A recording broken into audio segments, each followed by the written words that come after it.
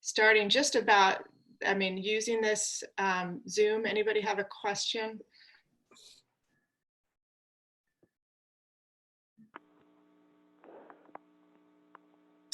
Okay. Okay, good. And it looks like, did somebody else just join us by phone? Looks like we're still having people come in, so we'll wait another minute. Oh, here's Liz. Hi, Liz. And it looks like, did somebody else just join by phone? Yes. I know Kathy was going to. I'm here. And who was that who just joined in? Can you hear me? This is Logan. Oh, hi, Logan. Yes, we can. Just wanted to know who was here. So great. Okay, well, good. Well, we're going to go ahead and get started. And just for those of you who are on the phone, just so you know who's here, it's Ian and Rose, me and Wendy and Carol and Dave and Sean and Maria and my sister Jean, who's in Ohio, and Mike. And I don't know, Mike, is Fern with you? I'm not sure if Fern, Mike, I can see Mike, but Fern might be there as well. And Liz and Jody and David Strom and Kathy and Logan. Man, so we should do this more often. We got more people here. This is a pretty good turnout, Jean. This is, you don't know, but this is kind of a good turnout for our Sunday service. So we are doing great. All right, excellent. Well, it's normally our practice to start our service by introducing people who are new. So I think the only person here who's new is my sister Jean, who we have already said hello to. So she's dialing in from Ohio. Jean is a Shakespeare professor at John Carroll University. So welcome, Jean. And we also usually start with our announcements. And the first announcement that I'm not sure if everybody has heard, but just to make sure we all know that Janet passed last night at 9:45 p.m. And I was able to be with her at that time and just had a very, very beautiful, very peaceful transition across that threshold. And there were also a couple of men who are volunteers at the hospice who they're basically called in for people when they're at that threshold. And just one of them in particular was just such a beautiful, beautiful spirit, just offering some really gentle, sort of almost like a midwife, it reminded me of, support as she was just right in those final breaths. So it was just a really beautiful moment. And just to let everybody know that she did pass away last night, and I'm sure that we'll be trying to figure out how to do a memorial or when and all that. So just stay tuned. I just want to make sure everybody knew that. Any other announcements? Oh, one other announcement I did want to also make sure people knew is that Puente, I saw on their website, is offering to deliver food, etc., groceries for people who are 55 and older, who are wanting to stay home and not venture out into stores. So just to be aware that Puente is doing that. If you or anybody you know is preferring to stay home, to just know that that's something that Puente is doing right now. But any other announcements, things people are aware of? And don't forget to unmute yourself if you're speaking.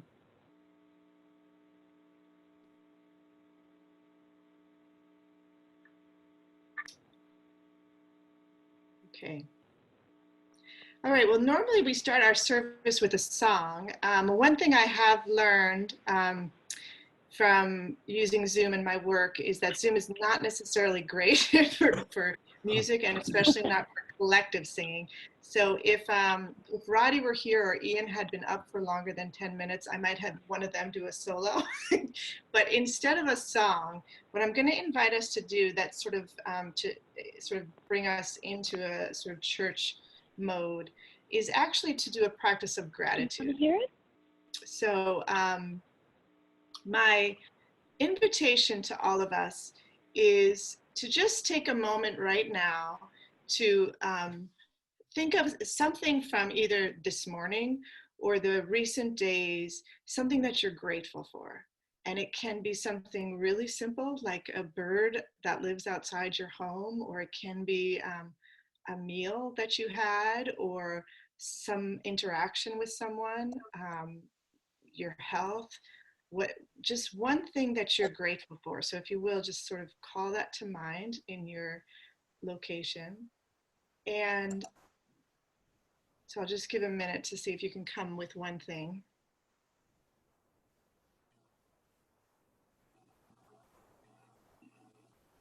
And let's just take about 30 seconds or so, just staying with that, whatever that one thing is that you're grateful for, just savoring it. So you know how when you get that first apple off the tree in the fall and you bite into it and it's just, you just sort of eat that first bite really slowly to enjoy it. So in that same way, or maybe it's if you're somebody who drinks wine, it might be like having a sip of wine and really savoring it, or in my case, it might be chocolate. So in that kind of way of savoring, so take that one thing that you're grateful for and just sort of relax into that body feeling of just what it is to really savor that experience, whatever it is for you.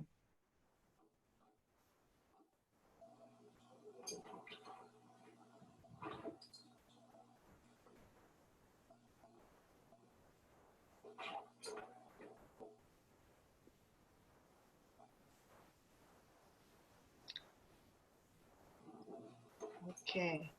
And now what I'm going to do is ask us to shift our attention to our gospel reading for today, which is from the Gospel of John.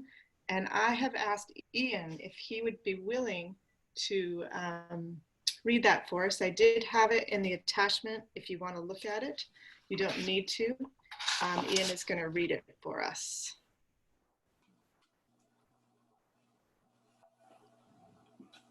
Can everyone hear me?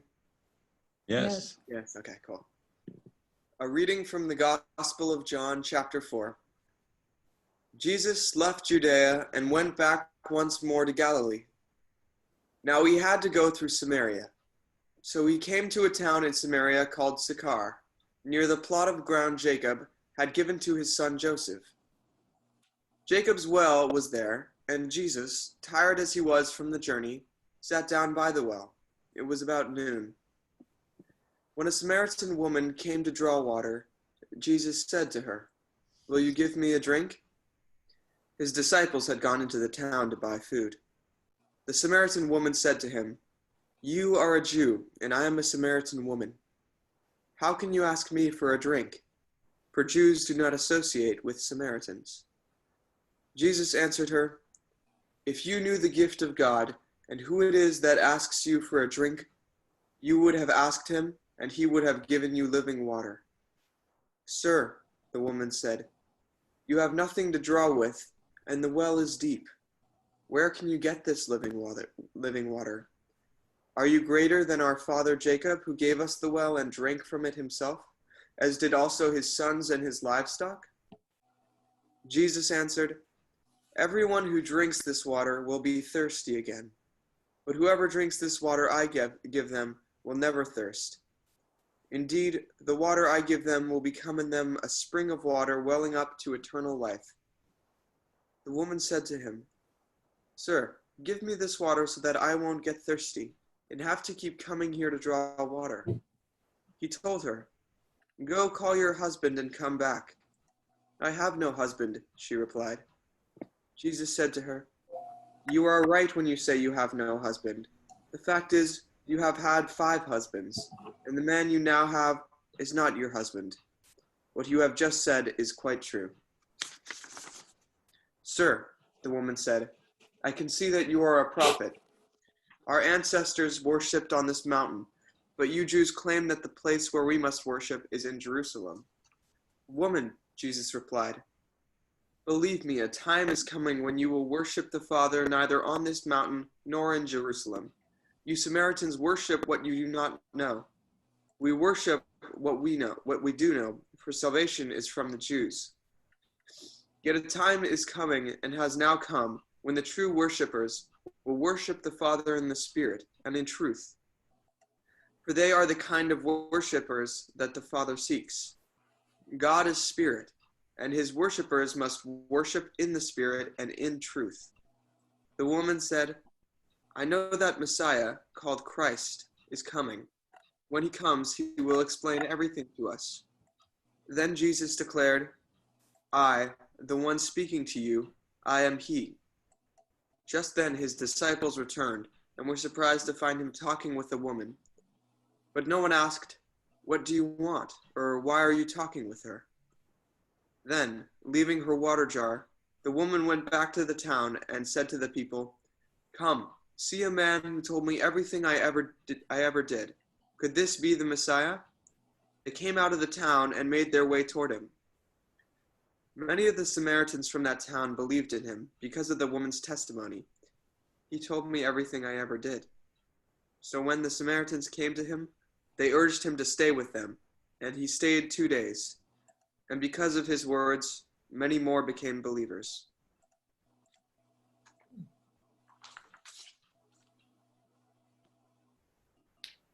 Thanks, Ian. So our reading for today is one of the readings that comes around every year at this time during the season of Lent, which we are in. And it's one of the great stories of Jesus's encounter with women in the Gospel of John. So some of you know that I love the Gospel of John for many reasons, because of the rich symbolism, but also because there's great women in the Gospel of John. And this is one of those stories. Some of you, if you've grown up going to church, if you're familiar with this, the Lenten cycle of readings, you've probably heard this song before. If you know the music of Peter, Paul, and Mary, you might know the story of the woman at the well. This might be familiar. And I know that many of us have heard this as a story that's about a woman who sort of had who had sort of broken the social norms around marriage in her culture. And she's sort of often portrayed as a promiscuous woman that Jesus encounters and kind of calls her back to right living. And if that reading is meaningful to you, great. But this morning I want to take some time reflecting on this story through a very different lens. And in order to do that, I just need us to have a little bit of background information so you can understand some of the symbolism and some of what's going on in the story. And the first thing which the story right away tells us is that there was a deep animosity between Jews and Samaritans. So if you were looking at a map of Israel and where Samaria is, it's a location, it's directly north of the area where Jerusalem is, which is called Judea. And it's in between that area, Jerusalem, and Galilee, which is where Jesus is from. So if Jesus had to go directly from Jerusalem to Galilee, he would go through Samaria. But actually, a lot of times people went around it because there was such a deep animosity between Jews and Samaritans. And the root of that animosity is because actually Jews and Samaritans all came from the people of Israel. So they were actually all part of the same family. So at the time of the Exodus, the people who became the Samaritans, they were all part of Israel. And about 1000 BC, there was a split between the northern kingdom and the southern kingdom. And the area of Samaria is part of that northern kingdom. And over time, they sort of assimilated with Assyria, which is one of the neighboring nations. And there was intermarriage, and they adopted some of the worship practices of the Syrians. And so if you can imagine, we have a religious group of people, and one part of it starts adopting practices from another religion. And you know how that is, where there's a break in people who originally are part of the same family. Sometimes that animosity is very strong because of that rootedness. Originally we were one, and now these people have started worshiping in a different way. And there can just be even more animosity than you might feel with somebody completely foreign. So that's just a very, very simplified version of the history, but just to know there was this animosity. And part of it was because there was a difference of how they worship and where. So for the Judeans, the Jews, they would worship in Jerusalem, and Samaria, they worshiped on top of a different mountain. And remember, the religions of this time, worship was very much associated with place. So they have this kind of argument about where you're supposed to worship God. That's part of why there's this tension between these groups. So that's one thing we have to know to appreciate what Jesus is doing by A, walking right into Samaria, and B, talking to a Samaritan, because actually Jews and Samaritans, they wouldn't even talk to each other at that time. Another thing for us to note is that he's talking to a woman. So similarly, it was a solitary man and a solitary woman, it wouldn't be socially acceptable to talk. And women, remember, were considered second-class citizens at that time. So if we read the story now and we see here's Jesus engaging in this, it's actually a very sophisticated theological conversation, we might think, yeah, of course that's happened. But at that time, no, that's not what happened. And so Jesus is breaking two big rules about who you associate with. He's talking to a Samaritan, he's talking to a woman. And this bit about her having 5 husbands, something to remember is that in the Hebrew prophets, for example, in the book of Hosea, when a prophet was criticizing the religious leaders or the political leaders of his time, prophets were often criticizing those powers because they had kind of gone over into idol worship. And a common metaphor that they used for that is that the people of Israel are like a woman who has gone after another man. So if you see that reference to her as having 5 husbands, you'll notice that right afterwards she says, I can see that you're a prophet. So I think a good way to read that is that he's not really talking about her personal life. He's talking about the fact that the Samaritans have picked up worship of foreign gods. That's a classic prophetic metaphor that the prophets use for that. Okay, so these are just some things to keep in mind about this story. Another just little background information is they're meeting at a well. So again, for those of us who've grown up listening to the stories in the Bible, you might remember that there's a lot of stories of people meeting at wells, like Isaac and Rebekah and Jacob. They're at Jacob's well, Jacob and Rachel and Moses and his wife. So when you see a man and a woman meeting at a well, you know that this is a marriage story. This is a story about people coming together. So just notice, here's Jesus crossing all of these boundaries, and he's not doing it to condemn. He's doing it as an invitation to come together. So just to kind of get a little bit of what's happening in this story, I wanted to give that background. So then, all right, now for us, sitting with this story, what's this story about? First thing I would just invite us to sit with this morning is that this is a story about Jesus's radical inclusivity. And I know for myself, one of the things I think of as foundational to Christianity is that if we're on the path of Jesus, we should be always looking to bring together, to cross the boundaries that our culture has said, these are the people who are in and these are the people who are out. Jesus is always breaking those taboos in order to bring people together. So part of what I would invite us to be doing right now is to be thinking in terms of who are the people that we feel like, no, we don't talk to those people, or we certainly don't sit down and share a drink with those people. Who are those people in our lives right now? This is a really interesting thing for us to ponder as we're all walled away in our own homes. Where is it that we are creating walls in our own heart? This is a story that sort of reminds us that in the path of Jesus, there's no walls like that. That's not how it works with him. And so the invitation to us is always to find where it is we're building those walls and to be willing to sort of make connection across those boundaries. So no tribalism in the path of Jesus, no walls in our hearts. I'm reminded of Rumi, who says that our task is not to find love, but to find all the things in us that block us to love and to remove them. So we're in a season of Lent. So this is a good time to just pay attention to where it is that you are walling off from other people, and to just see if you can soften around that to open the heart.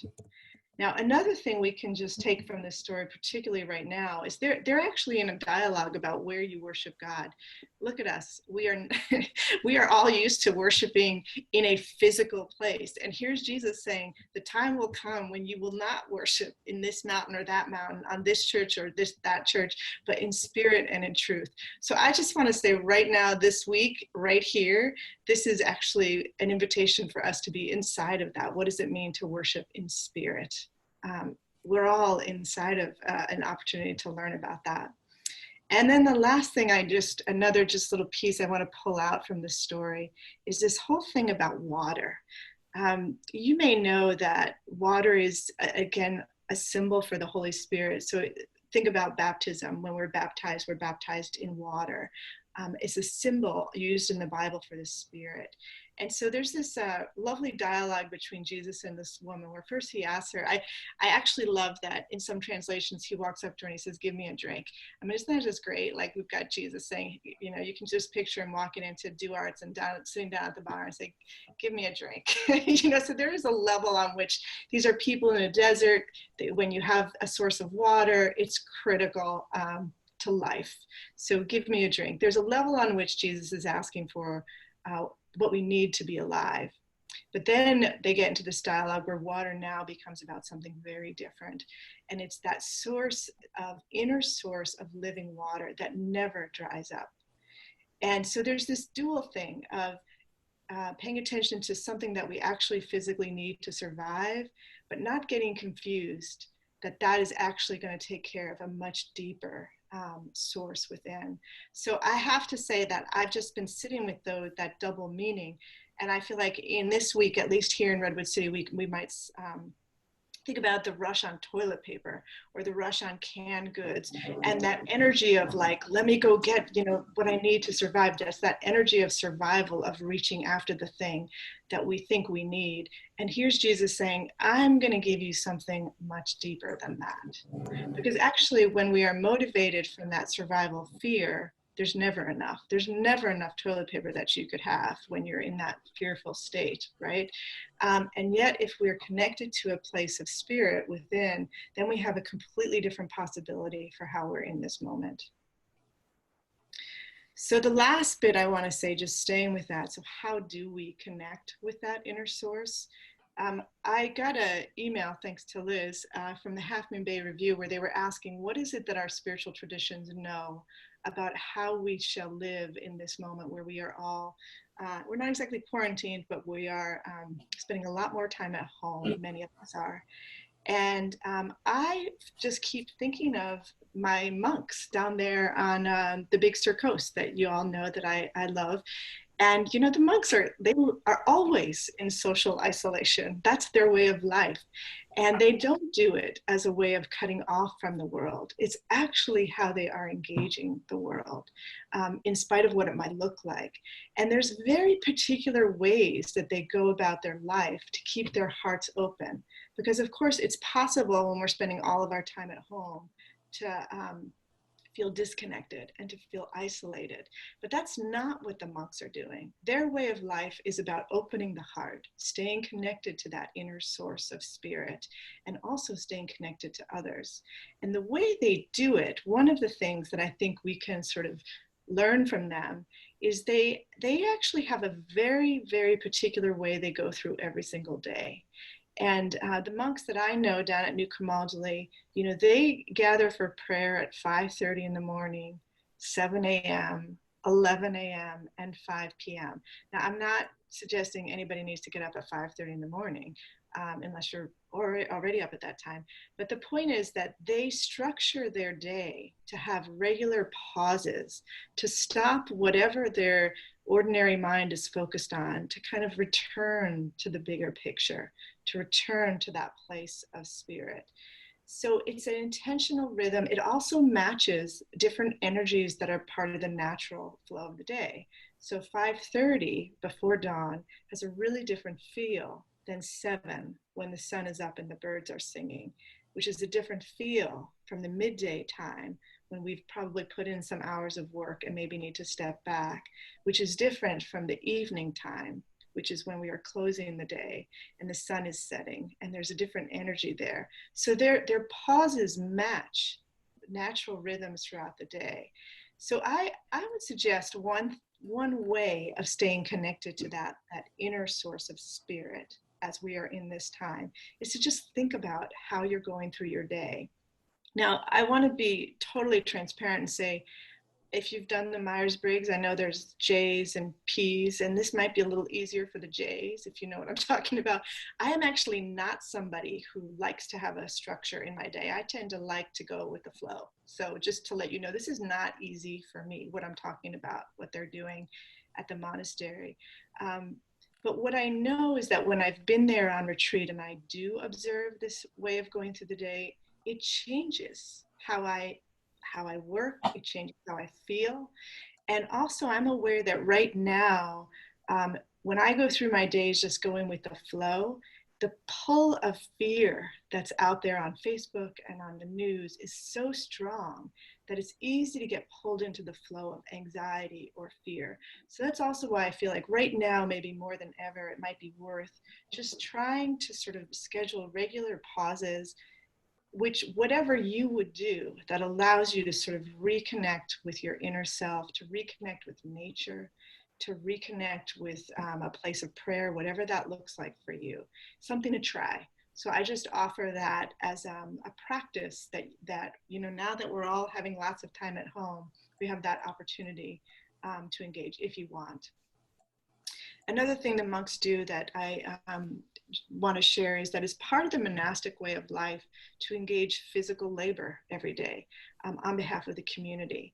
And again, there's a wisdom that moving the body changes the inner life. So of course, the monks have been doing this for thousands of years, and all the neurologists now are confirming that this is true. And so again, as you go through your day, to just remember the importance of the physical body, whatever that is for you, as a spiritual practice. So obviously we do that as part of our exercise, those of us who do exercise, but my invitation is to think of it as part of that spiritual practice of shifting out of one way of being and connecting in with a deeper source within. Finally, the monks down at Big Sur, they're actually hermits who live in community. There's different kinds of monks. Some are more solitary than others. Those monks are actually pretty solitary, but they are solitary people who live in community. So my last point is just also, as we're sort of thinking about the intentionality of our day, to not forget about the importance of community. Again, this is a time when it's possible to just isolate and sort of turn inward. And yet part of when the monks stop whatever they're doing, they're coming together with other people. Now, we can't come together in person with other people, but we absolutely can be very intentional about how we stay connected as community. So whether that's through Zoom like this or phone. So my invitation, Jesus, the story of the woman at the well, is Jesus reminding us that there is a living water source that is available to us, and it's in us. It's not out there somewhere. It's not on top of some mountain. It's not even at the bottom of a well. It's inside of our own hearts. And so as we are shifting how we go through our days, it's an opportunity to just think about those practices that might help us be in those days in a way that turns this almost like into a retreat kind of time.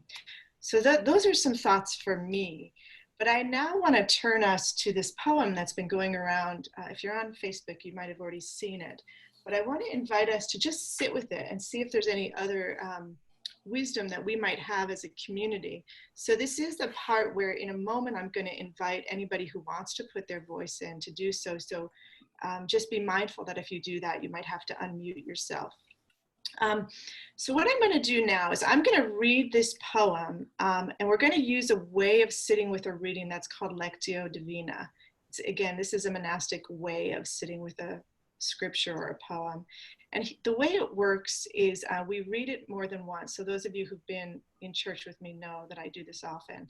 But if you're newer, I'll walk you through it. So on the first reading, and I will read this one, I just invite you to relax and just sort of take in the words of the poem, You don't have to capture everything. You don't have to use your analytical mind. Just sort of a relaxed listening, almost like listening to a story.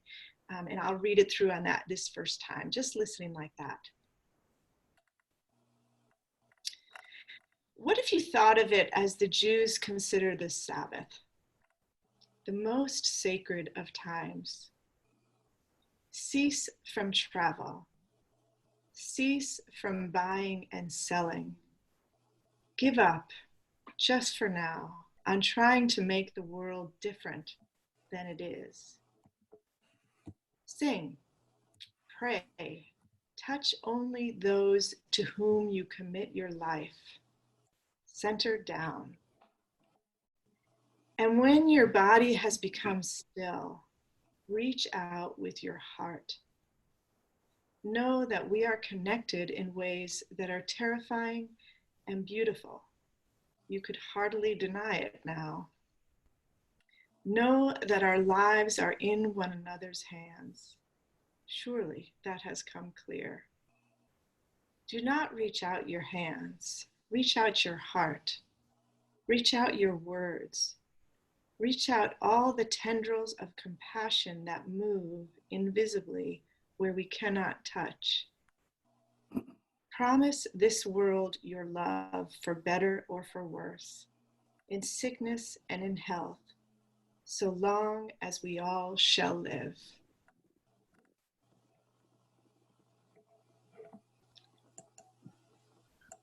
So I'm going to read that now a second time. And on the second reading, I invite you to listen now for one word or one phrase that stirs the waters of your heart, we might say. So something that captures your attention, or you're curious, or maybe you suddenly get a picture in your mind, or a memory, or even a resistance. It might be happening, like you might be aware of it in your mind, but you might be aware of it in your body or in your emotions. So on this second reading, don't worry about the whole poem. You're just now listening for the words that are speaking to you. And one word, or maybe 3 or 4. And sorry, I forgot to read. The title of the poem is Pandemic by Lynn Ungar. What if you thought of it as the Jews consider the Sabbath, the most sacred of times? Cease from travel. Cease from buying and selling. Give up, just for now, on trying to make the world different than it is. Sing, pray, touch only those to whom you commit your life. Center down. And when your body has become still, reach out with your heart. Know that we are connected in ways that are terrifying and beautiful. You could hardly deny it now. Know that our lives are in one another's hands. Surely that has come clear. Do not reach out your hands. Reach out your heart. Reach out your words. Reach out all the tendrils of compassion that move invisibly where we cannot touch. Promise this world your love, for better or for worse, in sickness and in health, so long as we all shall live.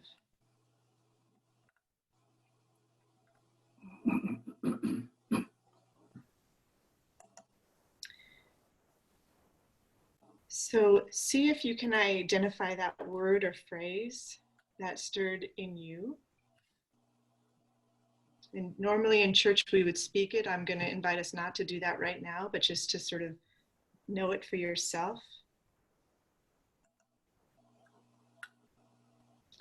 And I'm going to ask us to sit for about a minute. So it'll be a little awkward to have silence when we're virtual, but just about a minute. And during that minute, stay with that word or phrase and just see where it takes you. almost like it's a key to a door inside you. So for instance, if it's an imagination that comes up, allow that imagination to fully blossom in your mind. Or if it's a question, just stay with that question. If it's a feeling, stay with it. So just forget about the rest of the poem and just whatever it was that came up for you. We'll stay with that for about a minute and then I'll ring the bell.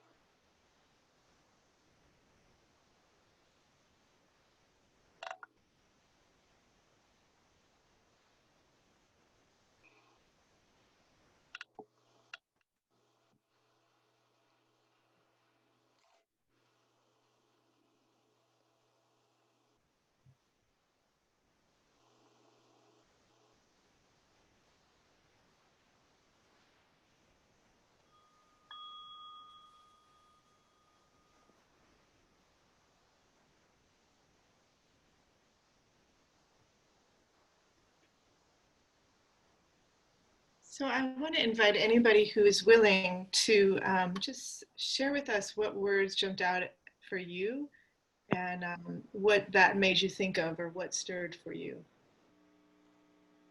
And remember to unmute yourself.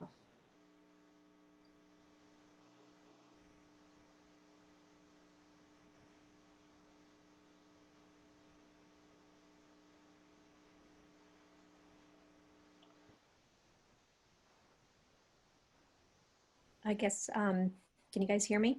Yeah. Nope. The phrase tendrils of compassion really leaped out at me and seems to be a different way to imagine what the media and just our general sensibilities sort of describe through tropes of like infection and invasion and this plague-like, illness, this virus that's spreading over the globe. Tendril of compassion is a different way to imagine the connectedness, not as invasion or poison, but as opportunity for bridges. And tendril, I think, is a word that comes from botanical life, from trees, and it just sort of reminds me of the web of connections that trees form above us if left to grow. And so sort of like taking a pattern from another species of life and how we react to the pandemic, what is the pandemic? That's all.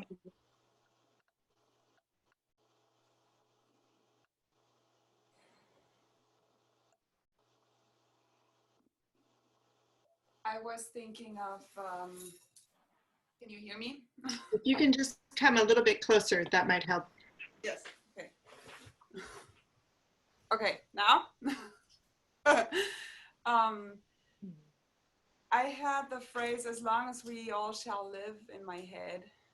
And first I was thinking of, a regular marriage, what that is usually being said when you get married. But then I also thought of, as long as we live, so all this hype, all this craziness that people are doing right now is because we are afraid to die. That's basically it. And why would we be? It's, for me, it's, my grandma passed away a couple months ago, and she was so confident. She was so, well, God is with me. I don't have to worry about it. It's all good. And this is what came to me in this minute. I thought, well, actually it's all good. We're just, all the people who are scared and running around, they're just afraid of death. And actually we don't have to be afraid. So that's what I had.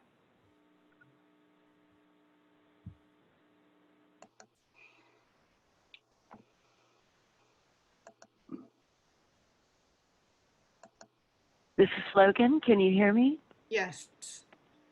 Thank you. I was thinking about touch only those to whom you would commit your life. And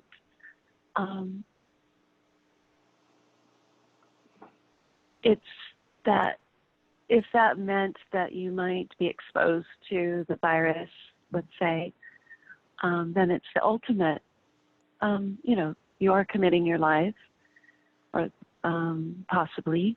And that, for me, took this idea of survival and fear and preserving myself, and shifted it to the other way. What can I do for others? What can I do? What do I want to do? And the whole service today has helped me with that, Rose. Thank you. I hadn't been aware of being very fearful. I've felt kind of more neutral, but I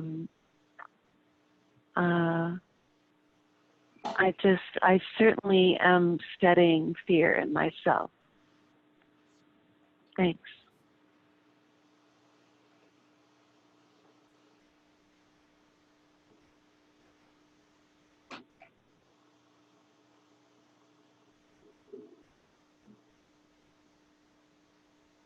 This is Jody. And Hi, Jody. hi there. The line that says, you are connected in terrifying and beautiful ways, and there's no doubt about it, or something like that. That hit me, and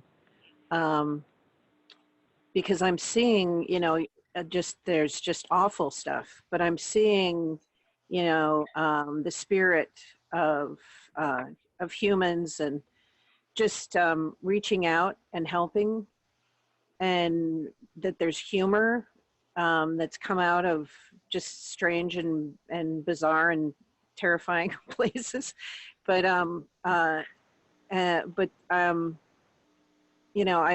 like yesterday, I was at home just kind of going through Facebook, and I saw that down in Santa Cruz, Tony and Alba's pizza place put a note that anybody over 70 that wants a pizza, they'll deliver it for free, because they want to honor their customers, they want to honor their community, and they want to help in any way. And I was just like, that's just, one business reaching out and doing this really cool thing. And then yesterday I spent a ton of time on the phone. I never talk on the phone anymore, and reaching out to relatives and friends calling me, and just checking in. And, it's a hard time, but I also feel like, maybe the earth just really needed us to do this. There's none of those giant ships, out on, bumping into whales, and there's none of, there's just, maybe this is a good thing in the long run, that we just have some time to pause. Can you hear me? This is Wendy. Yes.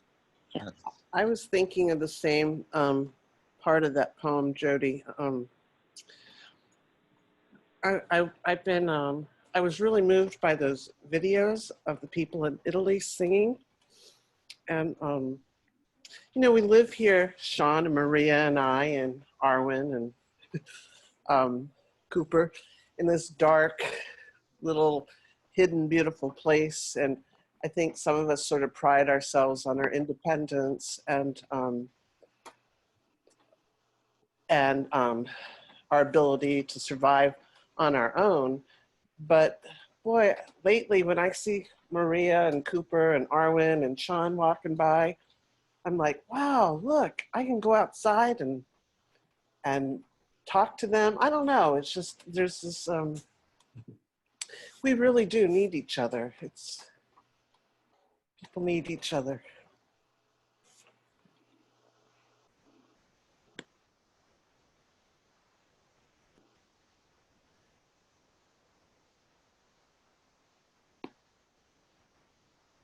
Hi, this is Kathy. Can you hear me?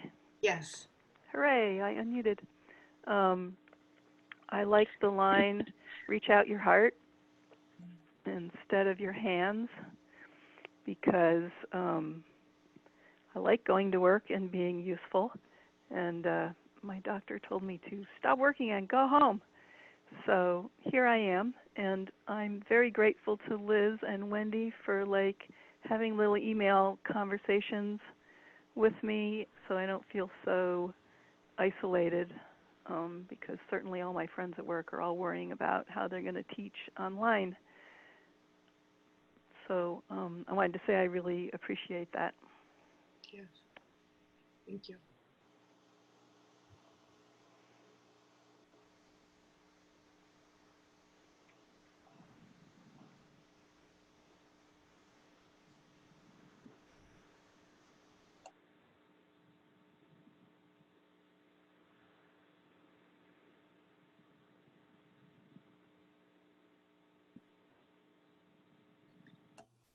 Any Hey, other? Rose, this is Yeah. Mike Williams. This says, thanks for putting this together. Yeah. It worked. It works. Yeah. Thank you. You're welcome.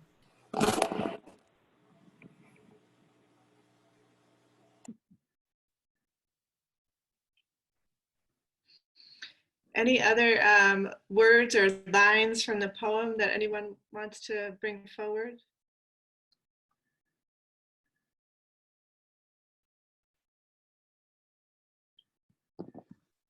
I was just gonna say that what jumped out at me was the line that said to sing, and I know that that's what I'm gonna be using a lot of my my free time these days to do, and just sort of just taking the opportunity of the free time to just sort of partake in the things we love, and just seeing it as an opportunity for that.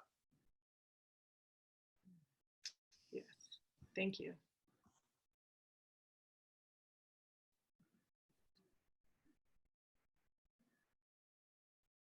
This is such a great thing that you did here and pushed us into this technology mode. I mean, I'm not quite there because don't have the video on, but you know, my daughter's up in Oregon, University of Oregon. She was going to come home Friday, and we called her to tell her, you shouldn't come. There's a lot more cases down here than Oregon. You should just stay in that bubble. She was not happy to hear us say that. She felt like we didn't want her, that, she didn't understand the fear because she's been wrapped up in finals and taking tests and stuff. And within a half an hour, though, she changed her whole being. And it just made me feel like, we all get pushed into places, and it's hard to be alone. It's hard to be away from family, but especially this little remote thing right here has made me feel like, yes, this is the right thing to do.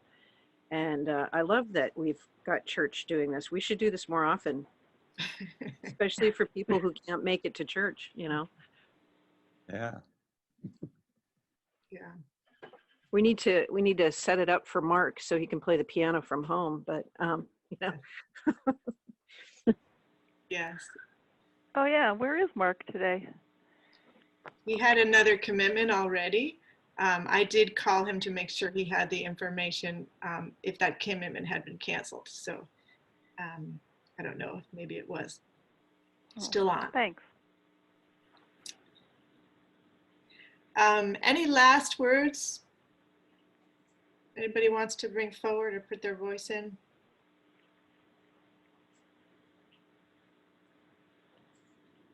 Group hug.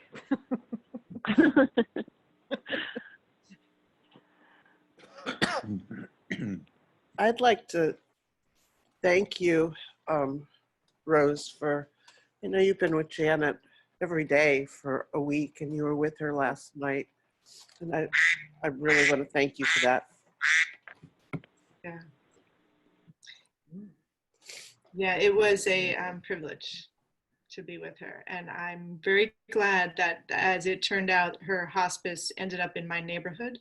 So that's been part of my daily rhythm, as I was talking about, of just doing something physically. Is every day I would go outside and walk to about a 20-minute walk to where she was and sit with her, and mostly I just sang chants and then come home. So yes, it was an honor. And I'm glad it was just that easy. And every time I told her I was there, bringing the whole community with me. So Thank you. Thank you, Rose.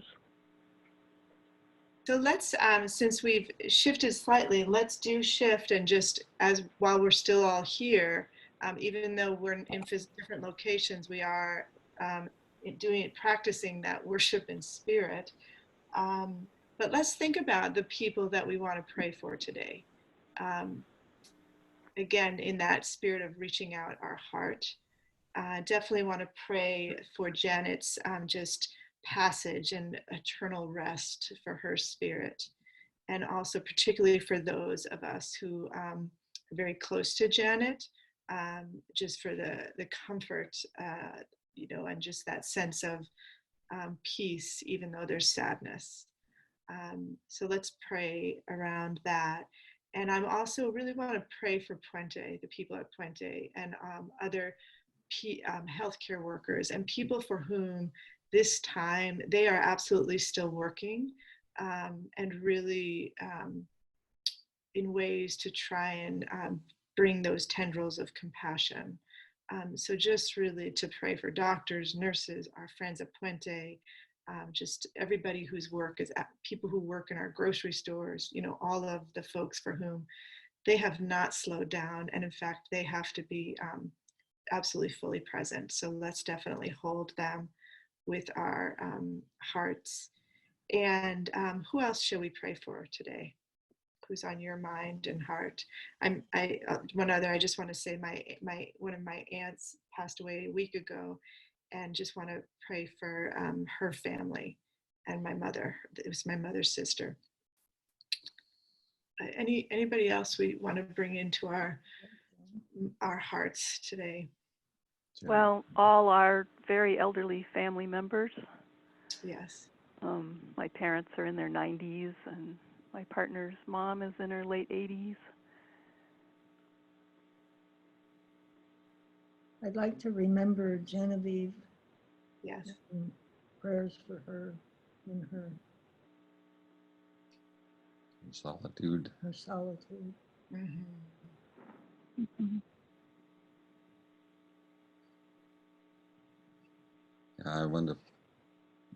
I was captured by the vision of the tendrils of compassion as well, and I'm going to try and reach out to some of my conservative family members back east that are in the Midwest and reconnect with them.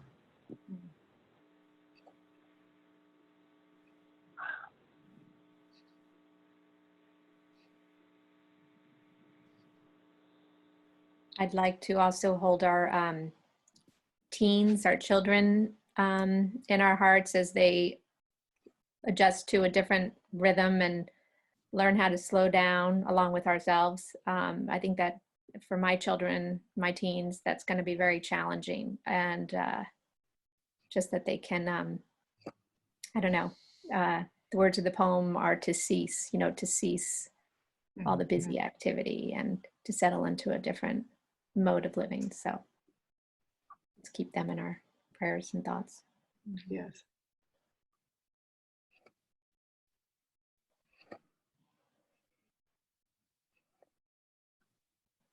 Yeah, along the same lines, Jean, I wrote a piece yesterday. This is David Strome, by the way. I'm doing my hermit thing and hiding away in the rain. I wrote a piece yesterday about comparing what we're in right now to a time in basketball that's pretty important when a team has all of a sudden lost its wits, and the tool that they use is they call a timeout. And it's just hugely important in a basketball game. It gives the players a chance, first of all, to rest, but also to look at their transgressions, and most importantly, to map a way forward. And when they get back on the court again, they're different people. So this is our chance to get back on the court as a different person. Yeah, thanks for that, David. I read that. I was impressed with your metaphors and the beautiful little story. David, is that something you can share with the, I don't know how many people in the church saw that, but maybe we can share that around the church community. That'd be great. Yeah, I'd like to see it. Well, let's just holding everything that's been said, just our own personal reflections as well as the intentions that we're holding. It is always a part of our service to pray the Lord's Prayer. So what I would suggest is I will speak it, and maybe everybody in their locations can sort of be speaking silently. Again, it doesn't work when we all talk at the same time.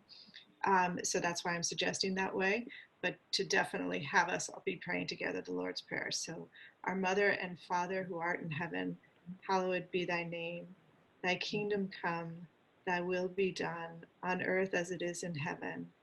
Give us this day our daily bread, and forgive us our trespasses, as we forgive those who trespass against us. And lead us not into temptation, but deliver us from evil. For thine is the kingdom, the power, and the glory forever and ever. Amen. And it is part of our practice to end our services with a blessing. And so I'm just going to speak one from my heart, and you can just sort of feel those those tendrils of compassion and love coming your way. So God, I ask that you may bless us and keep us and be gracious to us, and to make your face to shine on us, and give us peace, and help us to keep our hearts open to each other and with compassion for ourselves, and to keep seeing all the gifts that you bring to us every day. Amen. So thank you, everyone, for being willing to give this a try. I feel like we have discovered a new way of being church. Once again, Pescadero at the cutting edge. But I would suggest that we do know that there, like, we've mentioned Genevieve, and I know Jane, and we've mentioned Mark, and there are people for whom stepping into new technologies is easier, harder. And so if there's somebody who you're thinking of who's part of our community who is not on the call, to just know that you're thinking of them maybe as the Holy Spirit's cue to just give them a call. Just as we go through the week, as people have said, just to reach out by phone, text, email, Facebook, whatever tools you use, just to keep reaching out and staying connected to each other. So that's a suggestion for the week. But yes, so thank you, everyone. And if you have any suggestions for future services, shoot me an email. I'm all ears. Are you going to send this to the shared or the recorded one? Can you send that out to us? Assuming I can figure out how to do that, absolutely. We're all learning. So, but you see, I have a teenager over there who I can't figure out. He probably can. So yes, that's the plan. And this is your treasurer, Mike. Save up your contributions for a sunnier day. All right. Thank you. Thank you. Yeah. Nice to see you all. Yeah. And nice to meet everybody. Yeah. Thanks, Jean, for joining us. It's a pleasure. Okay. Many blessings for the week. Take care, everyone. Okay. Bye-bye. Thank you. Thank you. Bye. Bye, everyone. Bye, everyone. Bye. Bye.